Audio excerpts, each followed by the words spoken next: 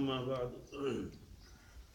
أعوذ بالله من الشيطان الرجيم بسم الله الرحمن الرحيم الحمد لله رب العالمين الرحمن الرحيم مالك يوم الدين إياك نعبد وإياك نستعين. إياك کے بارے میں تو کچھ چیزوں کا تذکرہ آ چکا. اس میں ایک چیز آئی تھی، پہلے تو خطاب کے سیگے نہیں تھے، غائب کے سیگے تھے. الحمدللہ رب العالمین، تمام تعریفیں اللہ تبارک تعالیٰ کے لیے ہیں جو مربی ہے تمام جہانوں کا. گویا کہ غائبانہ تعارف ہو رہا تھا. الرحمن الرحیم، یہ بھی غائبانہ تعارف ہے. مالک یوم الدین، یہ بھی غائبانہ تعارف ہے. کہ لائٹ کی ضرورت ہے کیا؟ اس کو بند کرو، لائٹ کو کیا ضرورت ہے؟ ادھر ٹکر ہو جاتا ہے.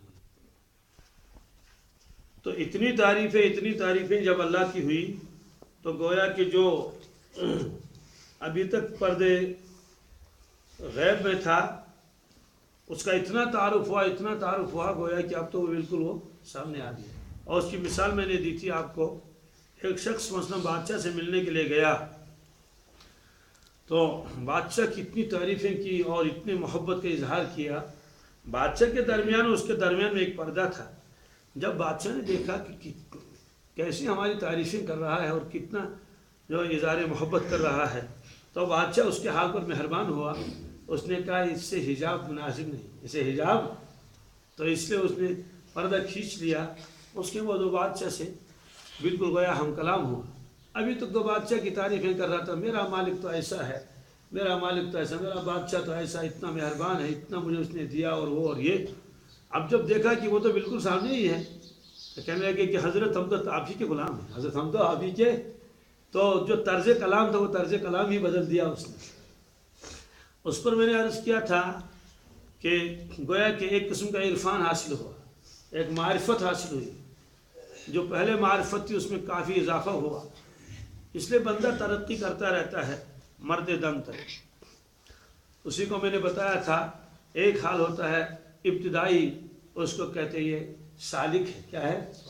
ایک حال ہوتا ہے درمیان درجے کا، اس سے کہتے ہیں یہ عارف ہے. ایک حال ہوتا ہے منتہی کا. منتہی کے معنی جو بہت اونچے درجے پر پہنچ گیا ہو تو اس کو کہتے ہیں یہ گویا کہ مشاہدے میں ہے. اس کے لیے میں نے آپ کو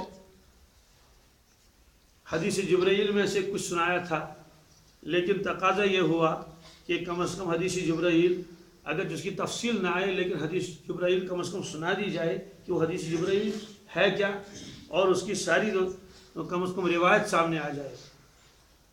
اس لیے حدیث جبرائیل کس کو کہتے ہیں؟ چونکہ اس میں زبردست اصول بیان فرمائے گئے ہیں. میں حدیث جبرائیل کو پڑھ لیتا ہوں. یہ حدیث جبرائیل یہ محدثین نے اپنی کتاب میں نقل کیا ہے، اور امام بخاری اور امام مسلم دونوں نے اس کو اپنی کتاب میں نقل کیا ہے. اس لیے جس کتاب میں بھی آپ اس حدیث کو پڑھ لیں گے، جیسے حدیث کی چھوٹی چھوٹی کتابیں جو لکھی گئی ہے ان میں بھی ہے، زاد الطالبین ہے، الفیۃ الحدیث ہے، اور اس کے جیسے مشکات شریف ہے، کتابوں میں اس کو درج کیا گیا ہے حدیث جبرائیل. یہ گویا کہ بنیاد ہے اس میں اسلام کی اور دین کی. بہت اہم روایت ہے، یہ بہت عجیب و غریب روایت ہے. یہ روایت اس طرح سے ہے، اس کے راوی ہیں حضرت عمر فاروق رضی اللہ تعالیٰ عنہ. اور جس کتاب میں آپ دیکھیں گے نیچے اگر لکھا ہوگا متفق علیہ، کیا تو متفق نہ پڑھنا، اس کو متفق کہنا. کیا جی؟ متفق اسم فاعل کا صیغہ، متفق اسم مفعول کا صیغہ. متفق علیہ کے معنی آتے وہ روایت جس پر شیخین نے اتفاق کیا. اصل میں ہر معاملے میں چھوٹے اور بڑے ہوتے ہیں. چھوٹا مولوی بڑا مولوی، چھوٹا مدرس بڑا مدرس، چھوٹا مالدار بڑا مالدار، ہر جگہ یہ ہوتے ہیں چھوٹے اور بڑے علم کے اعتبار سے. اس لیے محدثین میں شیخین کہتے ہیں امام بخاری اور امام مسلم کو. کس کو؟ امام بخاری اور امام مسلم کو تھے شیخین. اور صحابہ میں شیخین کہتے ہیں حضرت ابوبکر صدیق اور حضرت عمر فاروق. اور فقہا میں فقہائے اعناف میں شیخین کہتے ہیں حضرت امام ابو حنیفہ رحمۃ اللہ، امام ابو یوسف، اور پورے عالم کے فقہا میں جو پہلا درجہ ہے ائمہ میں وہ حضرت امام اعظم ابو حنیفہ رحمۃ اللہ کا ہے۔ اس کو امام اعظم 14ویں صدی کے لوگوں نے لقب نہیں دیا، نہیں، وہ تو ابتدائی سے ہی ان کا لقب بیٹھ چکا ہے، پڑ چکا ہے، اس لیے کہ ان کی شانت ہیں، وہ واقعی ہیں، تمام اماموں کے استاد الاساتذہ، کوئی امام چھوٹا ہوا نہیں ہے، چاہے امام بخاری ہو، امام مسلم ہو، امام ترمذی ہو، امام ابو داؤد ہو، امام شافعی ہو، امام مالک ہو اور امام احمد بن حنبل ہو، یہ سارے کے ساتھ ان کا رشتہ ملتا ہے، علمی رشتہ حضرت امام ابو حنیفہ رحمۃ اللہ کے ساتھ۔ اس کے استاد الاساتذہ ہیں، استاد الاساتذہ، اس وجہ سے کہ امام بخاری کے اساتذہ میں سے امام ابو حنیفہ رحمۃ اللہ کا نام بھی آتا ہے، اس لیے کہ ایک ہی فن تو محدثین نے نہیں پڑھا، کسی کے پاس تو قرآن پاک پڑھنے کے لیے گئے، کسی کے پاس تو صرف نحو پڑھنے کے لیے گئے، کسی کے پاس تو فقہ کی کتابیں پڑھنے کے لیے گئے، کسی کے پاس تو ویسے صحبت میں بیٹھنے کے لیے گئے، یہ ساری چیزیں ہیں۔ تو احادیث میں بھی ان سب حضرات کا رشتہ آخر میں جا کے امام ابو حنیفہ رحمۃ اللہ ملتا ہے، اور فقہا کا تو گویا کہ اتنا واسطہ امام ابو حنیفہ رحمۃ اللہ کے ساتھ عقل حیران ہو جاتی ہے۔ امام شافعی علیہ الرحمہ کے پاس جتنے بھی فقہی صلاحیت ہے وہ سب ہے گویا کہ حضرت امام ابو حنیفہ رحمۃ اللہ کا وہ مرہون منت ہے۔ کیوں؟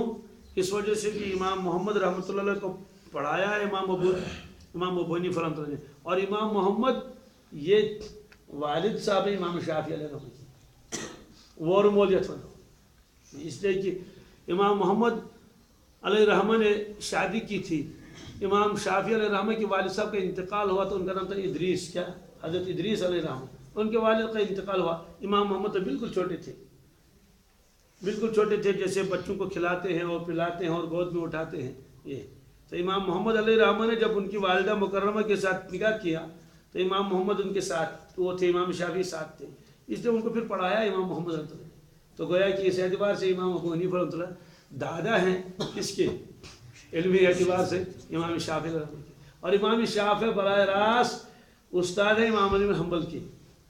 معلوم یہ ہوا کہ امام احمد بن حنبل کے پاس جتنی فقہی صلاحیت ہے اس میں استاد کا دخل تو ضرور ہے، اور امام مالک علیہ الرحمہ یہ تو امام ابو حنیفہ رحمۃ اللہ کے زمانے کے ہیں، امام مالک علیہ الرحمہ، لیکن پھر بھی وہ استفادہ کرتے تھے امام ابو حنیفہ رحمۃ اللہ سے، مسائل ان سے پوچھتے تھے، یہ ساری چیز، تو اس وجہ سے یہ ہیں شیخین۔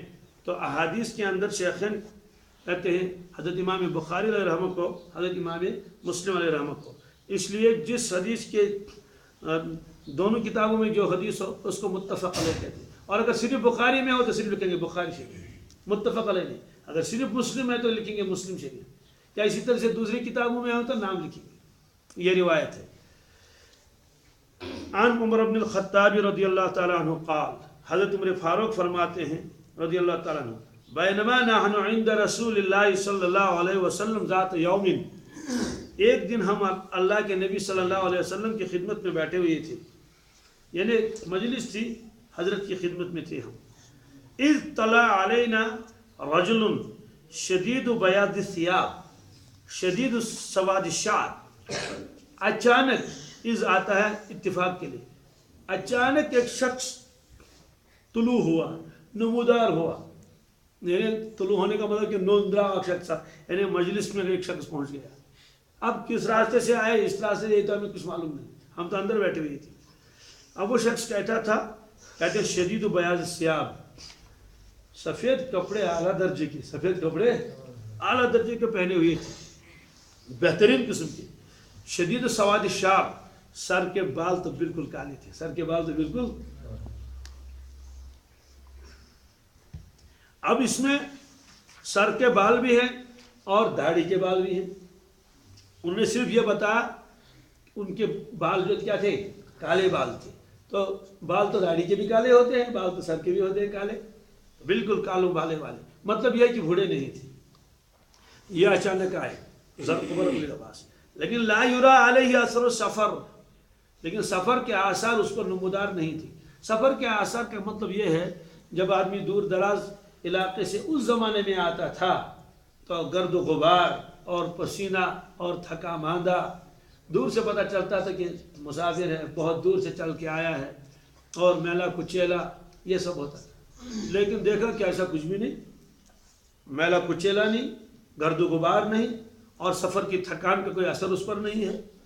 چلو ٹھیک ہے، ہو سکتا ہے یہی کسی کا مہمان ہو۔ فرماتے نہیں وَلَا يَعْرِفُهُ مِنَّا أَحَدٌ، ہم میں سے کوئی اس کو پہچانتا بھی نہیں تھا۔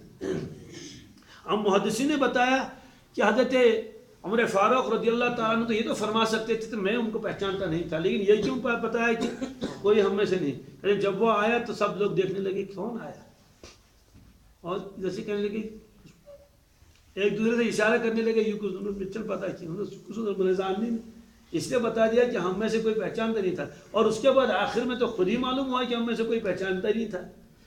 پہچاننے کا مطلب یہ ہے کہ اگر کسی کا مہمان ہوتا، وہ کہتے کہ بھائی یہ تو ہمارے مہمان ہیں، کل آئے ہیں، فلاں جگہ کے رہنے والے ہیں۔ حتیٰ جلس الی النبی صلی اللہ علیہ وسلم، اب جب نیا آدمی آتا ہے تو ذرا دور دور ہی بیٹھتا ہے، آگے بڑھنے تو ہمت بھی نہیں کرتا، اجنبی آدمی ہے ادھر بیٹھے گا۔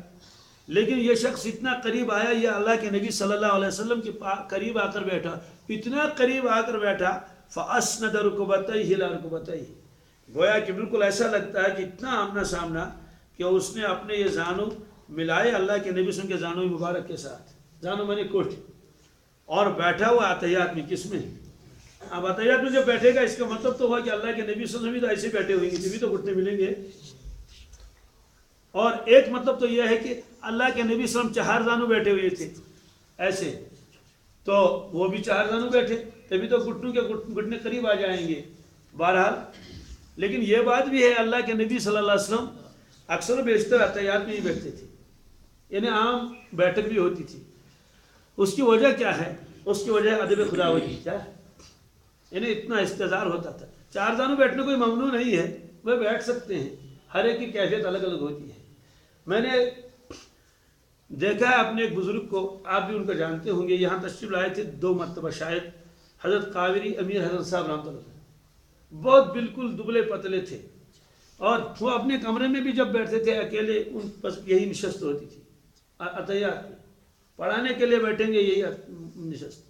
اور جمعہ کے دن سب سے پہلے مسجد میں پہنچتے تھے، سب سے پہلے، چونکہ میں مسجد میں ہی تھا، میں وہاں مؤذن بھی تھا اور خدمت بھی کرتا تھا، تو سب سے پہلے پہنچتے تھے مسجد میں، اور دائیں طرف کو بیٹھ کے بس عطیات میں بیٹھے، یا تو ذکر اذکار کرتے تھے، یا تو کچھ مراقبہ کرتے تھے، یا تو کچھ تلاوت کرتے رہتے تھے، بس سر نیچے کر کے رکھتے تھے، ان کی عادت ہی ایسے بیٹھنے کی۔ تو بہرحال اس سے پتہ چلتا ہے کہ اس موقع پر اللہ کے نبی سب ایسے بیٹھے ہوئے تھے، تو انہوں نے گھٹنے کے ساتھ ملا لیے، اپنے زانوں کو زانو مبارک کے ساتھ ملائے، وَوَضَعَ كَفَّيْهِ عَلَىٰ فَخِذَيْهِ، اور اپنے دونوں ہاتھوں کو رانوں پر رکھا۔ اب کس کے رانوں پر رکھا؟ اس میں تو رکھا ہے کہ اس نے دونوں ہاتھوں کو دونوں رانوں پر رکھا، اس لیے محدثین بعض فرماتے ہیں چونکہ تعجب میں ڈالنا تھا سب سامعین کو، اس لیے گویا کہ اتنی اپنائیت تھی، اللہ کے نبی صلی اللہ علیہ وسلم کے گھٹنے مبارک پر ہاتھ رکھے یوں اور یوں پوچھنے لگے۔ بعض رات فرماتے کہ نہیں، اس کا مطلب تو یہ بھی ہو سکتا ہے کہ انہوں نے اپنے زانوں پر ہاتھ رکھے، بالکل ترتا تو یہی ہے، گویا کہ ادب کا تقاضا یہی ہے، اس طرح بیٹھے اور اپنے دست شریف پر اس طرح رکھے۔ وقال یا محمد اخبرنی عن الاسلام، اور لگتا ہے بالکل اجنبی ہے، اجنبی اس لیے کہ جتنے بھی صحابہ آتے تھے وہ اللہ کے نبی صلی اللہ علیہ وسلم کا نام مبارک نہیں پکارتے تھے، یہ تو طے شدہ معاملہ ہے، اللہ کے نبی صلی اللہ علیہ وسلم کا نام لے کر پکارتے تھے کوئی نہیں، یا نبی اللہ کہتے تھے یا رسول اللہ کہتے تھے، لیکن یہ تو جبرائیل ہیں، یہ بھی احترام کرتے تھے، لیکن لوگوں کو دکھانا تھا نا میں کوئی اجنبی آدمی ہوں، اس لیے بہت سارے جو اجنبی آتے تھے وہ تو سچی نہیں کہتے تھے، کبھی کہتے تھے یا ابن عبد المطلب، اے ابن عبد المطلب کے بیٹے۔ عبد المطلب اس لیے کہتے تھے، اہل عرب کی عادت تھی کہ وہ باپ کے بجائے کبھی کبھی دادا اور پردادے کی طرف نسبت کرتی تھی، یہاں بھی آج بھی ہوتا ہے، دادے کی طرف نسبت کرتے رہتے ہیں، ہے فلان قسم محمد سن قسم، حالانکہ وہ تو پتہ نہیں کب انتقال ہوا علیہ رحمہ کا، تو یہ ہے نسبت، یا ابن عبد المطلب، اے عبد المطلب کے بیٹے، تو یہاں کوئی کہے گا جناب وہ تو دادے تھے، تو بہرحال جبریل چونکہ فرشتے تھے، ادب تو تھا ہی ان کا، سبحان اللہ، ایسا ادب کون کرتا تھا جیسا جبریل علیہ السلام ادب کرتے، اس لیے کہ ایسی معرفت بھی کس کو ہو سکتی تھی. تو بہرحال اس موقع پر تو صاف نام سے پکارا، وقال یا محمد اخبرنی عن الاسلام، اے محمد صلی اللہ علیہ وسلم مجھے اسلام کے بارے میں بتا دیجیے، اسلام کس کو کہتے ہیں، اسلام کیا ہے؟ قال، آپ نے فرمایا الاسلام ان تشهد ان لا الہ الا اللہ وان محمد رسول اللہ. آپ نے فرمایا دیکھو اسلام یہ ہے کہ آپ لا الہ الا اللہ کی گواہی دے دیں اور محمد رسول اللہ کی گواہی دے دیں، یعنی آپ یہ پڑھ لیں اشہد ان لا الہ الا اللہ واشہد ان محمد رسول اللہ، یہ گواہی دے دیں آپ، یہ ہے اسلام. وتقیم الصلاۃ، اور نماز پابندی سے پڑھ لیں، یہ اسلام ہے. وتؤتی الزکوٰۃ، اور زکوٰۃ ادا کرتے رہیں. وتصوم رمضان، اور جب رمضان آ جائے آپ اس میں روزہ رکھیں. وتحج البیت، اور بیت اللہ کا حج کرنا، ان استطعت الیہ سبیلا، اگر آپ کو وہاں جانے کی ہمت ہے اور استطاعت و طاقت ہے. یہ سوال آپ نے جواب دے دیا اس کو. اسلام کے بارے میں دیکھیں کتنی چیزیں آ گئی، ایک تو کلمہ شہادت، نمبر 2 نماز، نمبر 3 زکوٰۃ، نمبر 4 روزہ، اور نمبر 5 حج. اسی لیے ان کو کہتے ہیں ارکان اسلام. کیا؟ ایک بات ذہن میں رکھیں، بہت سارے میں نے دیکھے خود وہ چارٹ چھپے ہوئے ہیں، اس میں لکھا ہے، اوپر تو لکھا ہے ارکان اسلام، پہلا رکن لکھا ہے توحید. کیا لکھا ہے؟ بات سمجھے؟ دوسرا نماز، روزہ، زکوٰۃ اور حج. دوستو یہ لکھا ہے ارکان اسلام توحید، یہ توحید نہیں، یہ پورا رکن نہیں، یہ آدھا ہی ہے. کیا؟ اصل توحید و رسالت. کیا؟ اس لیے آپ نے یہ نہیں فرمایا صرف لا الہ الا اللہ پہلا پلر ہے اس کا، بالکل نہیں. آپ نے فرمایا لا الہ الا اللہ محمد رسول اللہ. اب لوگ اس چیز کو معمولی سمجھتے ہیں، حالانکہ یہ اتنی بڑی غلطی ہے. کوئی یہودی آ کے کہہ سکتا ہے کہ دیکھو تمہارے اسلام میں 5 رکن ہیں، ایک ہے توحید، ایک ہے نماز، ایک ہے روزہ، زکوٰۃ اور حج. وہ کہے گا میں اللہ تعالیٰ کو ایک مانتا ہوں، چلو آپ جیسے نماز پڑھ لوں گا، لیکن نعوذ باللہ من ذالک آپ کے محمد رسول کو نہیں مانتا ہوں. آپ کیا جواب دیں گے اس کو؟ کوئی جواب ہمارے پاس نہیں. یہ علمی جہالت ہے. سیدھے لکھنا چاہے پہلا پلر جو ہے تو کلمہ لکھ دو، یا لکھ دو. وہ میں نے دیکھا چارٹ بنا ہوا ہے، اس پر 5 وہ موم بتیاں بنی ہوئی ہیں، پہلی موم بتی پر توحید لکھا ہوا ہے. کیا ضرورت ہے توحید لکھنے کی؟ اس کا مطلب یہ نہیں ہے کہ بھائی توحید نہیں ہے. توحید یا تو لکھو توحید و رسالت. کیا ہے؟ توحید کا تعلق اللہ کی پاک ذات کے ساتھ ہے، رسالت کا تعلق تو سب نبیوں سے ہے، خاص طور سے اللہ کے نبی سے. اگر ایسا نہیں لکھنا ہے یا تو کلمہ لکھو یا توحید و رسالت لکھو. خالی توحید لکھو گے یہ بالکل اسلام کا پورا رکن نہیں ہے. اس لیے یہ، اور وہ لکھتے کیوں ہیں پھر اسلام کے ارکان؟ وہ اسی حدیث کی بنیاد پر لکھتے ہیں، اور اس حدیث میں ایک ہی ٹکڑا کہاں ہے تو 2 ٹکڑے ہیں نا. ظاہر سی بات ہے عام آدمی کا ذہن ادھر کو کہاں جائے گا، وہ کہے گا پہلا پلر توحید ہے. اس لیے بیان بھی کرتے ہیں نیم حکیم محرابوں پہ چڑھ چڑھ کے اور ممبر اوپر کہتے ہیں گوڈ پلر کو توحید. اللہ کے بندے تم نے تو خیانت کی ہے، یہ کیسی ترجمانی تم نے کی حدیث کی؟ حدیث کی ترجمانی پوری نہیں ہوئی. یا تو یہ کہو کہ لوگوں اسلام کی بنیادی رکن جو پہلا رکن ہے جس پر دار و مدار ہے وہ توحید و رسالت ہے. توحید و رسالت کو الگ کیوں کیا آپ نے؟ اس لیے کہ اللہ کے نبی صلی اللہ علیہ وسلم یہ نہیں فرمایا کہ لا الہ الا اللہ پڑھو، یہ فرمایا. اس کے بعد جب یہ جواب دیا تو 5 چیزیں آ گئی. قال صدقت، تو جبریل امین علیہ السلام جو انسانی شکل میں آئے تھے تو انہوں نے کہا صدقت، صحیح جواب دیا آپ نے. کیا دے دیا؟ سچ فرمایا آپ نے. فرماتے ہیں فعجبنا لہو، ہم کو تو تعجب ہوا. حضرت عمر فاروق فرماتے ہیں ہم کو تو بڑا تعجب ہوا. یسألہ ویصدقہ، سوال بھی خود کرتا ہے تصدیق بھی خود کرتا ہے. کیوں؟ سوال کرنے کا مطلب تو یہ ہے کہ مجھے اخبرنی اسلام، مجھے بتائیے اسلام ہے کیا. میں ایک انجانا آدمی ہوں، مجھے معلوم نہیں ہے، مجھے خبردار کیجئے. وہ ہے کہ جیسے طالب علم استاد سے پوچھتا ہے کہ استاد صاحب مجھے بتا دیجئے فلاں مسئلے کا جواب. اب استاد نے جواب دے دیا تو وہ یہ تھوڑی کہے گا صدقت، آپ سچ کہہ رہے ہیں، صحیح جواب آپ نے دے دیا. تو فرماتے ہیں اس پر ہمیں تعجب ہوا. سوال کرنے کا تقاضا لگتا ہے کہ یہ تو بے خبر ہے، لیکن تصدیق کرنے کا مطلب ہے کہ میں پہلے سے باخبر ہوں. میں پہلے سے کہ تصدیق کیوں کی؟ یہ فرما. بہرحال اس نے دوسرا سوال کیا. قال فاخبرنی عن الایمان، انہوں نے کہا حضرت یہ ایمان کیا چیز ہے؟ یہ ایمان کیا چیز ہے؟ قال ان تؤمن باللہ وملائکتہ وکتبہ ورسلہ والیوم الآخر وتؤمن بالقدر خیرہ وشرہ. قال صدقت کہ نہیں؟ صحیح جواب دیا آپ نے، سچ فرمایا آپ نے۔ تو ایمان کے بارے میں کیا کیا فرمایا؟ ان تؤمن باللہ، آپ ایمان لائیں اللہ کی ذات پر۔ ایمان کسے کہتے ہیں؟ وہ انشاءاللہ یؤمنون بالغیب میں آئے گا۔ ان تؤمن باللہ وملائکتہ، اس کے تمام فرشتوں پر ایمان لائیں، انہیں ان کو مانیں، ان کے وجود کو، وہ کتبی ہی، ان کی تمام کتابوں کو۔ کتب جمع کتاب کی، اسی لیے کہتے ہیں کتب خانہ۔ کیا؟ کتاب خانہ نہیں۔ عجیب ہے عربی، کبھی کبھی جو ہے واحد کے لفظ میں کچھ کاٹ دو تو جمع بن جائے گا۔ کتاب واحد ہے، کتاب الف کاٹ دو کتب بن گیا، جمع کیسے کا بن گیا؟ رسول ایک نبی کو کہتے ہیں، ایک رسول واو کے ساتھ، واو کو کاٹ دو رسول ہو گیا، کیا ہو گیا؟ رسول ہو گیا، جمع کیسے کا بن گیا؟ یہ وہ کتب ہی، اس کی کتابی، وہ رسول ہی، اس کے تمام نبیوں پر ایمان لانا، والیوم الآخر، آخرت کے دن پر۔ اور عجیب معاملہ ہے، یوں تو ہونا چاہیے والقدر، نہیں فرمایا وتؤمن بالقدر، یہ فعل کو الگ سے یہاں نقل کیا ہے۔ ابھی تو فعل ایک ہی آیا تھا، فعل تو میں تو ایمان لائے اللہ پر، فرشتوں پر، کتابوں پر، رسولوں پر، آخرت کے دن پر، اور تو ایمان لائے تقدیر پر، اور تو ایمان لائے تقدیر کے لیے الگ سے ایمان کا تذکرہ کیا، یہاں الگ سیگا لایا۔ چونکہ مجھے یہاں اس حدیث پاک کی تفصیل کرنی مقصود نہیں ہے، صرف میرا ترجمہ کرنا مقصود ہے۔ تو یہ بتایا کہ تقدیر پر ایمان لانا اتنا اہم اور ضروری ہے جتنا اللہ کی پاک ذات پر، اتنا۔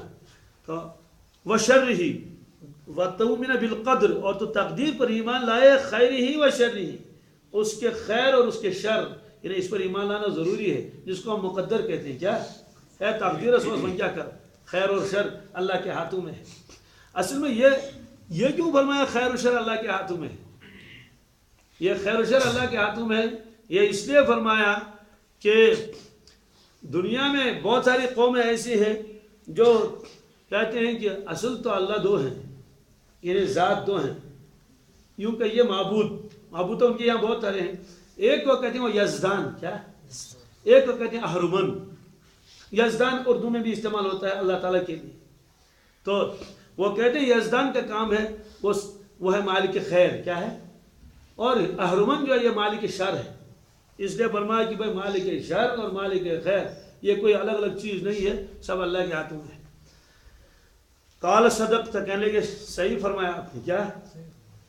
قال فاخبرنی عن الاحسان، تو انہوں نے عرض کیا حضرت احسان کے بارے میں بتا دیجیے، احسان کیا ہے؟ احسان کیا ہے؟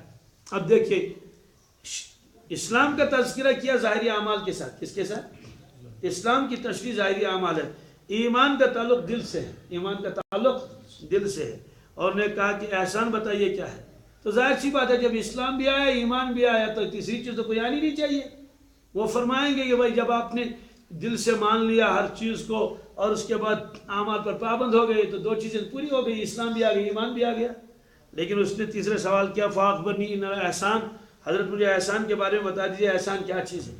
قال، آپ نے جواب دیا، یہ نہیں فرمایا کہ فضول سوال ہے، ان تعبد اللہ، کرنے کا طرح۔ احسان تو یہ ہے کہ آپ اللہ تبارک تعالیٰ کی عبادت بندگی کریں گویا آپ اس کو دیکھ رہے ہیں، گویا اس کو فَإِن لَمْ تَكُنْ تَرَاهُ، اور اگر تم اس کو دیکھ نہ سکو فَإِنَّهُ يَرَاكَ، یقین جانا وہ تمہیں دیکھ رہا ہے۔ تمام محدثین حیران ہو جاتے ہیں کہ کیا جملہ فرمایا اللہ کے نبی صلی اللہ علیہ وسلم۔ سوال اس میں حیرانگی کی کیا بات ہے؟ اس میں حیرانگی کی یہ بات ہے اتنے بڑے مضمون کو جس کو اتنی موٹی کتابوں میں بھی لکھ دیا جائے تب بھی حق ادا نہ ہو جائے، ایک جملے میں ادا کی، ایک جملے میں ابتدا بھی بتا دی، انتہا بھی بتا دی۔ کیا کمال ہے اللہ کے نبی صلی اللہ علیہ وسلم کا۔ یہ شان تو دو ہی کلاموں کی ہے، یا تو کلام اللہ کی یا تو رسول اللہ صلی اللہ علیہ وسلم کلام کی۔ عورتوں کے مردوں پر حقوق ہوتے ہیں، مردوں کے عورتوں پہ حقوق ہوتے ہیں، یہ لمبا مضمون ہے، قرآن پاک نے ایک ٹکڑے میں بیان فرمایا۔ کیا؟ وَلَهُنَّ مِثْلُ الَّذِي عَلَيْهِنَّ بِالْمَعْرُوفِ۔ سبحان اللہ، سارے لوگ اش کرتے ہیں، اہل عرب کہتے ہیں کہ سبحان اللہ، کیا عبارت لائے اللہ تبارک تعالیٰ۔ ساری مخلوق جمع ہو جائے اور ان سے کہا جائے گا دیکھو مردوں کے حقوق عورتوں پر ہے، بالکل اسی طریقے سے عورتوں کے حقوق مردوں پر ہے، پھر اس کی تشریح کر لیں گے، اسے کہیں گے ذرا اس کو مضمون بنا لو، کوئی 4 صفحے لے کر آئے گا، کوئی 5، نہیں، سب سے مختصر، لیکن ایسی آدھی سطر بھی پوری نہیں ہے۔ یہ اللہ نے فرمایا وَلَهُنَّ مِثْلُ الَّذِي عَلَيْهِنَّ بِالْمَعْرُوفِ، بس اش کرتے ہیں لوگ، کیا کلام ہے۔ یہی شان تو اللہ کے نبی صلی اللہ علیہ وسلم کلام کی ہے کہ سوال تو اتنا وسیع ہے، جواب تو اتنا سا۔ انہیں کہا حضرت احسان کیا ہے؟ آپ فرماتے ہیں جب آدمی متقی بنے گا پھر وہ کرے گا، پھر ذکر و اذکار کرے گا، پھر ایک کیفیت طاری ہو جائے گی، پھر یوں ہوگا۔ فرمایا نہیں، فرمایا دیکھو ان تعبد اللہ، آپ اللہ کی عبادت ایسی کریں کأنک تراہ، گویا کہ آپ اس کو دیکھتے ہیں اور دیکھ دیکھ کے اس کی عبادت کرتے ہیں، دیکھ دیکھ کے اس کی پوجا کرتے ہیں۔ فَإِن لَمْ تَكُنْ تَرَاهُ، فوراً یہ فرمایا اگر تمہیں یہ مقام حاصل نہیں، فَإِنَّهُ يَرَاكَ، یقین جانا وہ تمہیں دیکھتا ہے۔ یہ اپنے احسان کی تشریح کی، اس کی تشریح آگے آئے گی، پہلے میں ذرا روایت ختم کر لیتا ہوں۔ قال فاخبرنی عن الساعہ، 3 سوال ہو گئے، 4تھا سوال، حضرت قیامت کے بارے میں خبر کر دیجیے، قیامت کے بارے میں یہ بتائیے کہ وہ کس سن کو آئے گی اور ڈیٹ کون سا ہوگا اور کیا ہوگا۔ قال ما المسئول عنها بعالم من السائل، آپ نے فرمایا مسئول عنہا، کیا مسئول عنہا کیا ہے؟ جس سے آپ نے پوچھا قیامت کے بارے، جس چیز کے بارے میں آپ نے پوچھا، مسئول گویا رسول اللہ صلی اللہ علیہ وسلم ہوئے، مسئول کے معنی آتے ہیں حضور سے پوچھے، مسئول عنہا سے مراد قیامت ہے، جس چیز کے بارے میں آپ نے پوچھا۔ فرمایا کہ مسئول عنہا، مسئول سائل سے زیادہ نہیں جانتا ہے، سائل سے یعنی جتنے آپ کو خبر ہے اتنی مجھے خبر ہے، اس سے زیادہ نہیں، یہ فرمایا۔ تو انہوں نے کہا حضرت ٹھیک، یہ سوال جواب کیوں کرنے کی ضرورت تھی؟ اصل میں بتانا تھا صحابہ کرام سے، دیکھو قیامت کے بارے میں رسول اللہ سے سوال نہ کرنا، قیامت کے بارے میں رسول اللہ صلی اللہ علیہ وسلم سے سوال کہ ہم نے سوال کیا، آپ نے جواب دیا، معاملہ ختم۔ اس کی وجہ کیا ہے؟ اس کی وجہ کافر بہت پوچھتے تھے، وَيَقُولُونَ مَتَىٰ هَٰذَا الْوَعْدُ إِن كُنتُمْ صَادِقِينَ، مسلمانوں سے مذاق کرتے تھے، ارے میاں وہ تمہاری قیامت کہاں ہوئی؟ آپ تو بہت دن سے کہہ رہے تھے آئے گی آئے گی، لیکن آئی نہیں ابھی۔ یہ ہے، اس لیے فرمایا کہ مسئول سائل سے زیادہ نہیں جانتا۔ قال فاخبرنی عن اماراتها، کہا حضرت ٹھیک ہے اگر آپ یہ نہیں بتاتے کب آئے گی، علامتیں تو بتا دیجیے، علامتیں تو یعنی وہ قریب قریب کی علامتیں جس سے پتہ چلتا ہے کہ قیامت قریب آ جائے گی، بتا دیجیے۔ اب آپ نے قریب قریب کی علامتیں بتا دی، علامتیں کیا عجیب بتا دی۔ قال ان تلد الامۃ ربتها، کیا کلام ہے! آپ نے فرمایا دیکھو باندی مالکن کو جنے گی، باندی مالکن کو جنے گی۔ آپ سارے شاعرین حیران ہیں، کیا مطلب ہے اس ٹکڑے کا کہ باندی جنے گی مالکن کو؟ مختلف تشریحات اس کی گئی، کسی نے کہا اس سے مراد یہ ہے کہ بیٹی حکم چلائے گی ماں پر، گویا کہ کاشر پہ مان تو سوشس موج بس کوڑی نہ چھنا موج اور ون گوبرے ہو کام کر یہ کام کرنا، وہ زمانہ آئے گا ساس لڑکی ون ممی میں نے بڑس کرتے پالش اچھا لگے ونس میں تو پالش کر ممی پلون کر تمہیں پریس دونوں تاتے تو میں رات ہی پریس کر ہے نا۔ جس طرح سے مالکن اپنی اس کی باندی کو حکم لگا رہی ہے کہ وہ کرو اور یہ کرو اور یہ کرو، تو گویا کہ ایسا ماں سے کام لیا جائے گا، بیٹی تو بیچاری میک اپ میں اور سمجھا گی نہیں اس میں لگی رہے گی اور فونس پر ایسا آور، یہ سارے کام اس کی بوڑھی ماں نپٹا دے گی۔ تو ایک مطلب تو اس کا یہ بھی ہے، چونکہ کلام تو جامع ہے نا، کلام تو جامع ہے اللہ کے نبی سب کا، عقل حیران ہو جاتی ہے۔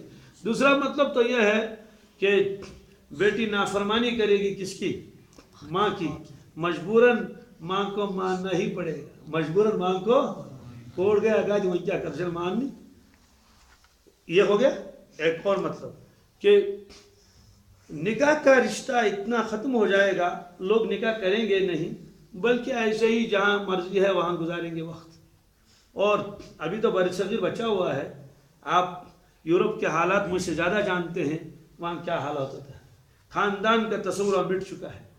یہاں ایک آیا تھا لندن کا، چند دن یہاں رہا تو حیران ہو گیا بہت کہ دیکھتا ہے کہ ماں یہاں بیٹھی ہوئی ہے اور بوجھو یہاں بیٹھے ہوئے ہیں، ماں اس ساتھ پٹ رہا ون محل سے دسترخوان تو تھی کیا کیا خدمتیں کرتے ہیں، اور آپس میں کتنی محبت ہے، ہم سائے گسن کیا تو سہری سے لاڑن، بیمار سے گسن کا تو سہری سے آسن دون۔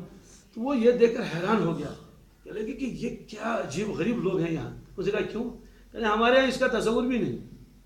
تو پھر اس نے خود اپنا واقعہ بتایا، 18 سال کے بعد، کیونکہ مجھے معلوم نہیں تھا میرا والد کون ہے، مجھے معلوم ہے میرا والد کون ہے، مجھے ماں کے حوالے کر دیا گیا تھا۔ پھر کیا ہوا؟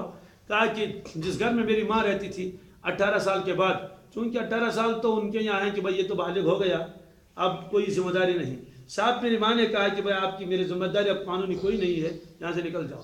تو وہ رات میں نے برآمدے میں گزاری ہے روتے ہوئے کہ ماں مجھے تو کم از کم رہنے دو، میرا تو کوئی ٹھکانہ نہیں. اس نے کہا نہیں نکل جاؤ یہاں سے.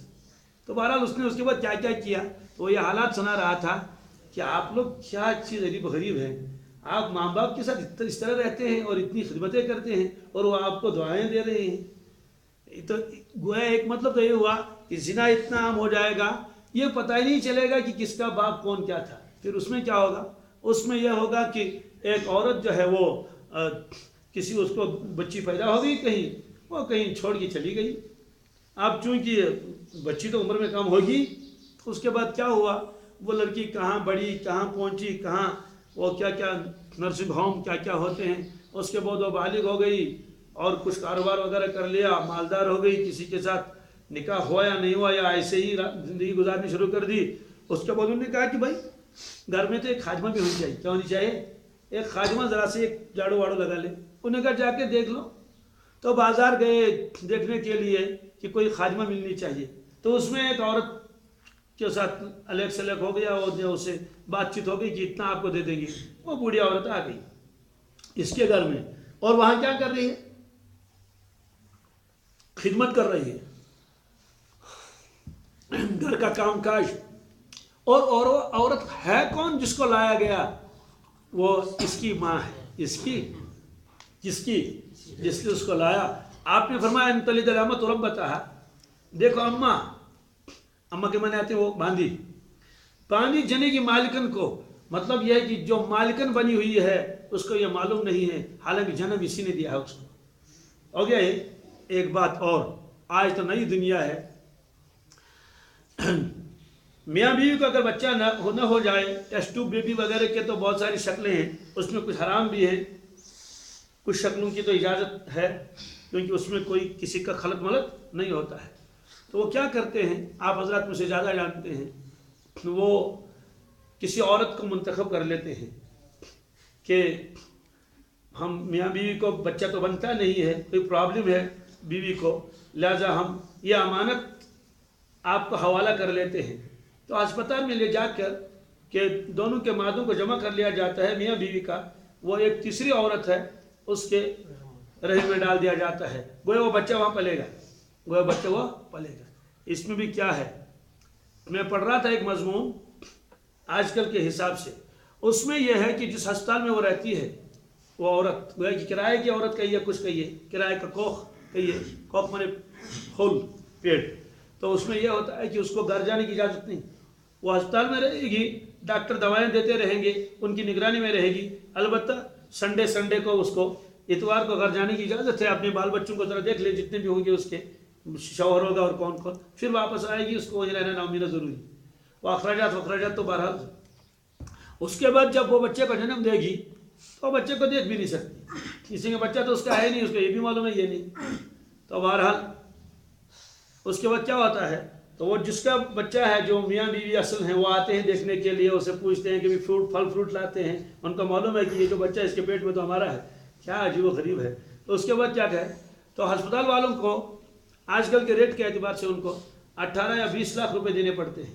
وہ جو میاں بیوی ہیں 20 لاکھ تو ان کو دے دیے، 5-7 لاکھ 8 لاکھ تو اس عورت کو دے دیا جاتا ہے. جب بچہ پیدا ہو جاتا ہے تو اس عورت کی چھٹی کر دی جاتی ہے اور بچہ ان کو وہ لے جاتے ہیں، بچہ ان کو لے جاتے ہیں. اس کے بعد ہوتا کیا ہے، چونکہ اس کا تعلق رہتا ہے نا، جب بچہ بڑا ہو جاتا ہے اسے کہتے ہیں کہ بیٹے وہ اس عورت نے تجھ کو جنم دے دیا ہے، اس عورت نے تجھ کو جنم دے دیا ہے.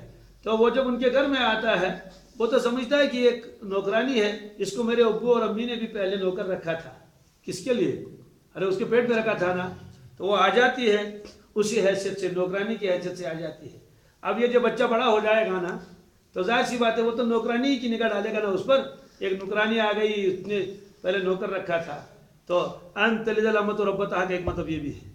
عقلیں حیران ہو جاتی ہیں. اللہ اکبر، 1400 سال پہلے کیا فرما گئے اللہ کے نبی صلی اللہ علیہ وسلم. اس لیے احادیث کو محدود نہیں کرنا چاہیے، احادیث کو اندر دیکھنا چاہیے. اللہ کی نبی ایک بات فرمائی ضرور اس میں کچھ نہ کچھ ہوگا، یہ آپ نے فرمایا. تو ایک علامت تو یہ فرمائی، یہ قیامت کی علامت ہے. سمجھ لینا قیامت بالکل قریب آ چکی ہے جب یہ ہوگا، اور یہ آج ہو رہا ہے. وَأَن تَرَى الْحُفَاةَ الْعُرَاةَ الْعَالَةَ رُعَاءَ الشَّاءِ يَتَطَاوَلُونَ فِي الْبُنْيَانِ.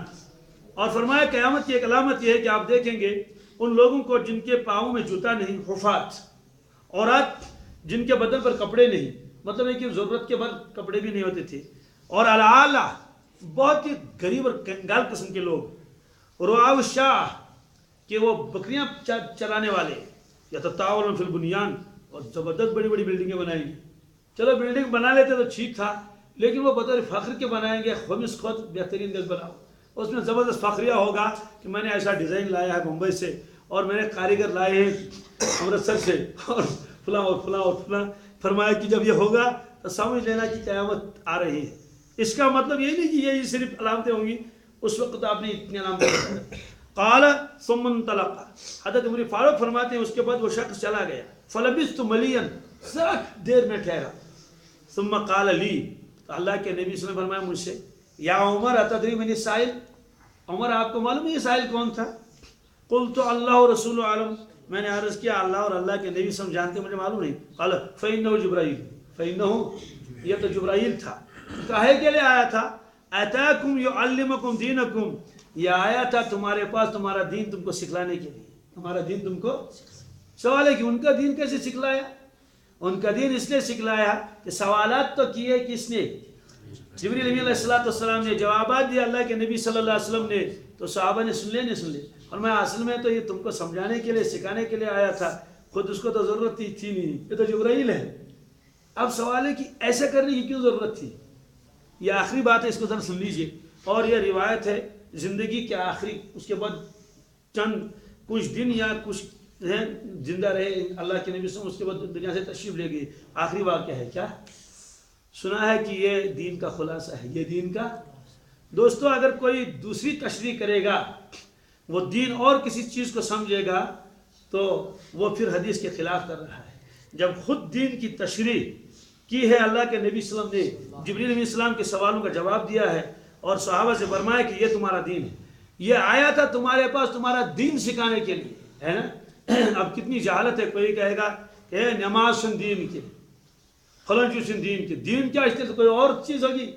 پھر تو اللہ کے نبی صلی اللہ علیہ وسلم صاحب فرما دے دین اور کوئی چیز ہے. آپ نے دین خود ہی انہی چیزوں کو نام دیا اور ان کو کہتے ہیں یہ تو اسلام کے پلر ہے. جب یہ پلر ہیں اسلام کے تو پھر دین کس چیز کا نام ہے؟ تو یہ کیوں کیا اللہ تعالیٰ نے؟ سیدھے اللہ کے نبی سے فرمائیں گے بھائی یہ اسلام ہے، یہ دین ہے. اور یہ باتیں تو پہلے ہی معلوم تھی صحابہ کرام کو، نہیں تھی.